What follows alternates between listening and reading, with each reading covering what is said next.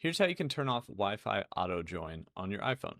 So your Wi-Fi might auto-join to different networks. I think this is usually default, but you can turn this off by going into settings, and we're going to go to Wi-Fi settings, and we can select the Wi-Fi we're currently on here, or we can go to edit and see any of our previous Wi-Fi connections or networks.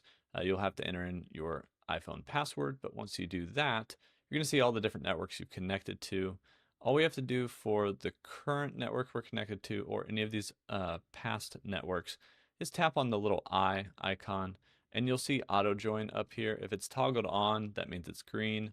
So we can toggle it off, and we will not auto join that network. This can be especially helpful if you're around a lot of different networks that you've previously connected to, and it might be auto joining all these different networks, or maybe it auto joins one that actually doesn't have an internet connection, or maybe your cell connection's better than the Wi-Fi connection and you just don't want to auto join wherever you are.